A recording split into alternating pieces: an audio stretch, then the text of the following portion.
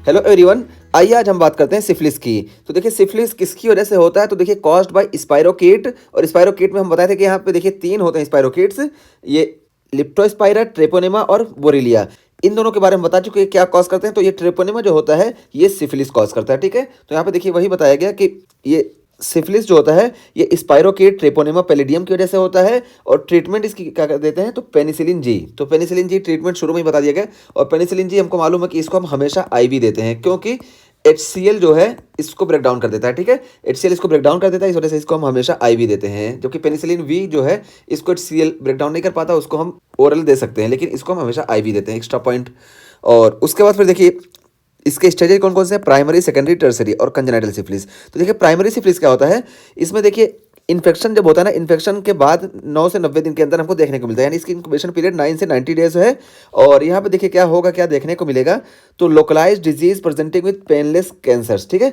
तो ये localised disease होंगी और इसमें पेनलेस कैंसर देखने को मिलेंगे। कैंसर हम बोलते हैं कि जो पेनलेस अल्सर होता है ना उसको हम कैंसर बोलते हैं। और यहाँ पे स्पेसिफाई कर दिया गया, देखिए डार्क भी कर दिया गया, बोल्ड कर दिया गया है कि पेनलेस कैंसर देखने को मिलेगा। पेन नहीं होगा, सिर्फ यहाँ पे अल्सर देखने को मिलेंगे। और ये यूजुअली जो होते हैं ना, देखिए नंबर में हम बात करें तो 1 से 2 होते हैं नॉर्मली, लेकिन अगर HIV पेशेंट है ना उसमें हमको मल्टीपल देखने को मिलते हैं। और उसके बाद फिर इसको डिटेक्ट कैसे करते हैं, तो देखिए यूज फ्लोरेसेंट और डार्क फील्ड माइक्रोस्कोपी। तो फ्लोरेसेंट या डार्क फील्ड माइक्रोस्कोपी से हम इसको देखते हैं। तो हम बताए थे कि लाइट माइक्रोस्कोपी से हम ट्रेपोनिमा पैलिडियम को नहीं देख सकते, क्योंकि इसकी साइज बहुत छोटी होती है, 0.1 टू 0.2 माइक्रोन की होती है, इस वजह से हम इसको नहीं देख सकते। तो इसके लिए हम फ्लोरेसेंट या डार्क फील्ड माइक्रोस्कोपी का इस्तेमाल करते हैं। और यही यहाँ पे बताया गया कि यूज फ्लोरेसेंट और dark field microscopy to visualize treponemes in fluid from cancer. तो यहाँ पे जो कैंसर है ना, यहाँ देखिए ये जो अल्सर है, नॉन पेनफुल अल्सर, इसमें से हम जो है फ्लूइड को लेंगे और इस फ्लूइड को जो है हम फ्लोरेसेंट या डार्क फील्ड माइक्रोस्कोपी में देखेंगे, तो ये हम देख लेंगे कि ट्रेपोनिमा पैलिडियम यहाँ पे विजुलाइज हो जाएंगे, ठीक है। यहाँ पे देखिए दिखाया गया डार्क फील्ड माइक्रोस्कोपी में, देखिए देखिए दिख रहे हैं, ठीक है। स्पाइरोकीट है इस वजह से ऐसा दिख रहा है।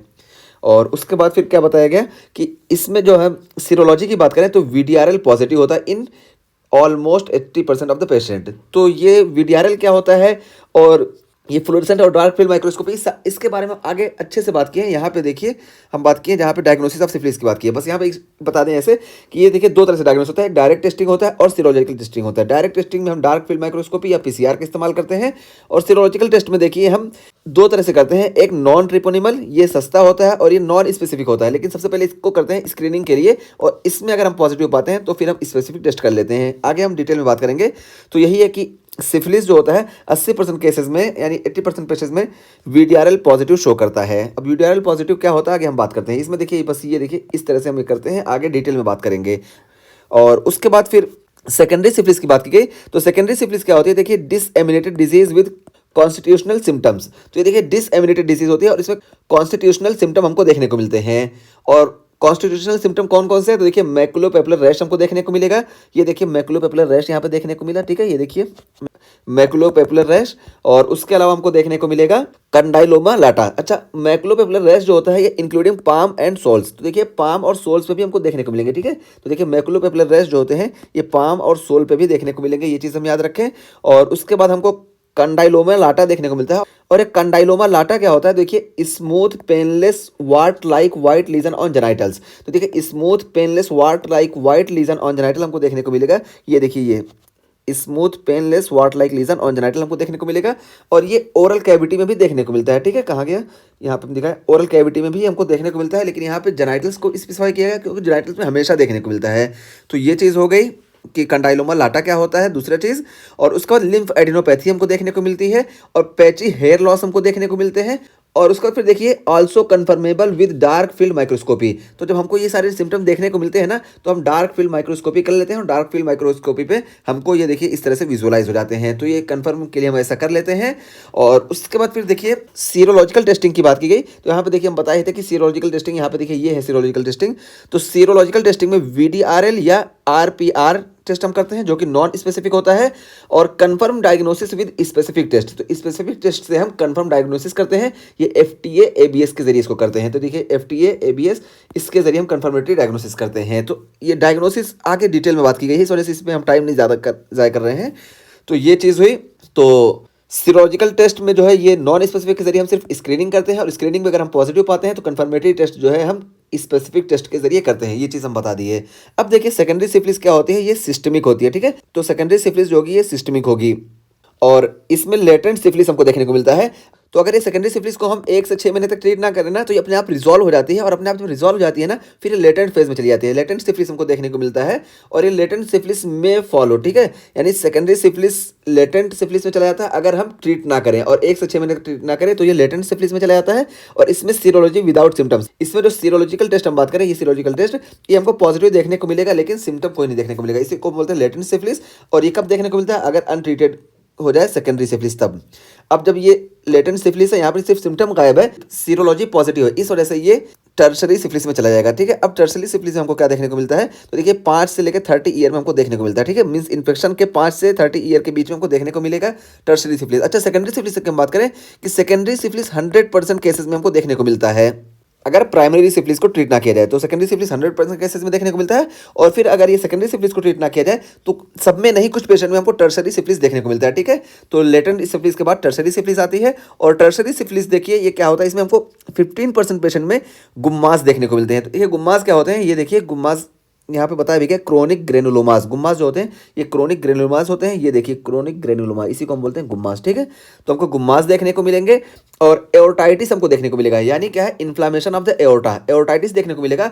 और एओर्टाइटिस ये 10% पेशेंट में देखने को मिलता है। और एओर्टाइटिस में क्या होता है, देखिए एओर्टिक रीगर्जिटेशन देखने को मिलेगा जिसकी वजह से एओर्टिक एन्यूरिज्म हमको देखने को मिलता है। ठीक है, तो एओर्टाइटिस की वजह से टर्शरी सिफिलिस में हमको एओर्टिक एन्यूरिज्म देखने को मिलता है। और यहाँ पे देखिए क्या होता है, एओर्टाइटिस क्यों देखने को मिलता है, वाजा वेजोरम डिस्ट्रक्शन देखने को मिलता है। ठीक है, वाजा वेजोरम का डिस्ट्रक्शन देखने को मिलता है, इस वजह से हमको एओर्टाइटिस देखने को मिलता है। वाजा वेजोरम क्या है कि जो वेसल्स एओर्टा को ही सप्लाई करती है ना, इसको हम वाजा वेजोरम बोलते हैं। और वाजा वेजोरम का जब डिस्ट्रक्शन देखने को मिलेगा तो एओर्टाइटिस देखने को मिलेगा। एओर्टाइटिस की वजह से हमको एओर्टिक रिगर्जिटेशन देखने को मिलेगा जिसकी वजह से एओर्टिक एन्यूरिज्म होगा टर्शरी सिफिलिस में। ये चीज़ हम बताएं। और उसके बाद फिर देखिए न्यूरोसिफिलिस होगा टर्शरी स्टेज में, जो है न्यूरोसिफिलिस देखने को मिलता है। और न्यूरोसिफिलिस में क्या होता है हमको मालूम है कि यहाँ पे न्यूरोलॉजिकल डिजनरेशन स्टार्ट हो जाता है। न्यूरोसिफिलिस नाम से पता चल रहा है कि यहाँ पे न्यूरोलॉजिकल डिजनरेशन स्टार्ट हो जाता है। इस वजह से देखिए हमको टेबिस डॉर्सैलिस देखने को मिलता है। टेबिस डॉर्सैलिस क्या होता है, ये देखिए डॉर्सल कॉलम जो होता है ना, ये धीरे धीरे डिजनरेशन की वजह से ये काम करना बंद कर देता है। यहाँ पे देखिए हम इसको उठा के लाए पॉइंट कि cause by tertiary syphilis result from degeneration और demyelination of dorsal column and root. ठीक है, तो डार्सल कॉलम या डार्सल रूट का डीमाइलिनेशन या डीजनरेशन हो जाएगा, इसी वजह से हमको टेबिस डॉर्सैलिस देखने को मिलता है। और हमको मालूम है जब टेबिस डॉर्सैलिस देखने को मिलेगा तो सारे सिम्टम जो है वही देखने को मिलेंगे जो डॉर्सल कॉलम का काम है, जैसे एटेक्सिया यानी इंपेयर्ड प्रोप्रियोसेप्शन देखने को मिलेगा, पुअर कोऑर्डिनेशन देखने को मिलेगा और रोमबर्ग साइन जो है पॉजिटिव देखने को मिलेगा। अभी हम बताते हैं क्या होता है। तो ये सारी चीजें हमको देखने को मिलेंगी टेबिस डॉर्सैलिस की वजह से। तो ये न्यूरोसिफिलिस या टर्शरी स्टेज में हमको देखने को मिलता है। और जनरल पैरालिसिस हमको देखने को मिलेगी, यानी जनरल पैरालिसिस हमको देखने को मिलेगी, ये भी क्या है, डिजनरेशन की वजह से। और उसके बाद देखिए अर्गाइल रॉबर्टसन प्यूपिल हमको देखने को मिलेगी। तो अर्गाइल रॉबर्टसन प्यूपिल क्या होती है, तो देखिए constrict with accommodation but is not reactive to light. तो देखिए जब हम एकोमोडेशन कर देंगे ना, कोई दूर की चीज़ करीब को लाएंगे तो प्यूपिल कॉन्स्ट्रिक्ट करेगी। ठीक है, तो प्यूपिल को जब हम दूर की चीज़ करीब लाए, करीब की दूर लाएं तो प्यूपिल रिस्पॉन्स करेगी, लेकिन लाइट के अगेंस्ट ये रिस्पॉन्स प्यूपिल नहीं करेगी। इस वजह से इसको हम बोलते हैं अर्गाइल रॉबर्टसन प्यूपिल। ठीक है, तो अर्गाइल रॉबर्टसन प्यूपिल की हम बात कर लिए। और उसके बाद फिर यहाँ पे साइन की बात की तो देखिए ब्रॉड बेस्ड एटेक्सिया, हमको ब्रॉड बेस्ड एटेक्सिया देखने को मिलेगा। और ब्रॉड बेस्ड एटेक्सिया क्यों देखने को मिलेगा, क्योंकि यहाँ पे हमको टेबिस डॉर्सैलिस देखने को मिला। न्यूरोसिफिलिस में हमको टेबिस डॉर्सैलिस देखने को मिला, इसी वजह से ब्रॉड बेस्ड एटेक्सिया देखने को मिलेगा। पॉजिटिव रेमबर्ग साइन देखने को मिलेगा। तो रेमबर्ग साइन क्या होता है कि ये देखिए हम यहाँ पे दिखा भी दिए कि पेशेंट को हम क्या बोलते हैं कि आई खुली रखो और पैर को बिल्कुल करीब रख लो, हाथ को भी करीब लाओ और पैर को भी करीब लाओ और आंख खुली रखो। तो इस कंडीशन में तो पेशेंट जो है खड़ा रहेगा और पेशेंट जैसे ही आंख बंद करेगा ना, ये डिसबैलेंस होने लगेगा। क्यों डिसबैलेंस होने लगेगा, क्योंकि यहाँ पे देखिए डॉर्सल कॉलम जो होता है ना, डॉर्सल कॉलम और डॉर्सल रूट गैंग्लियन ये जो होते हैं डिफेक्टिव हो जाते हैं डिजनरेशन की वजह से। इस वजह से प्रोप्रियोसेप्शन आसान अच्छे से नहीं जा पाता है। और जब प्रोप्रियोसेप्शन नहीं जा पाता है डॉर्सल कॉलम के जरिए, इस वजह से जब तक आंख खुली रहती है तब तक बैलेंस बना रहता है, वेस्टिबुलर सिस्टम काम करता है। लेकिन जैसे ही आंख बंद होती है, प्रोप्रियोसेप्शन ना जाने की वजह से बैलेंस बिगड़ने लगता है और पेशेंट गिर जाता है। ठीक है, तो ये चीज़ होती है रमबर्ग टेस्ट। तो हम रमबर्ग टेस्ट देखते हैं, इसमें पॉजिटिव देखने को मिलता है टर्शरी सिफिलिस में। और चारकॉट जॉइंट हमको देखने को मिलता है। और चारकॉट जॉइंट क्या होता है, तो देखिए चारकॉट जॉइंट यानी जो है जॉइंट जो होते हैं ये प्रॉपर काम नहीं कर पाते हैं और देखिए इस तरह हमको जॉइंट जो है डिसलोकेट देखने को मिलता है। तो इसको हम चारकॉट जॉइंट बोलते हैं।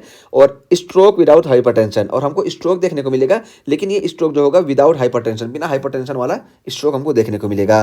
तो ये हो गया हमारा टर्शरी सिफिलिस। अब टर्शरी सिफिलिस के बाद हम आगे बात करते हैं कंजेनाइटल सिफिलिस।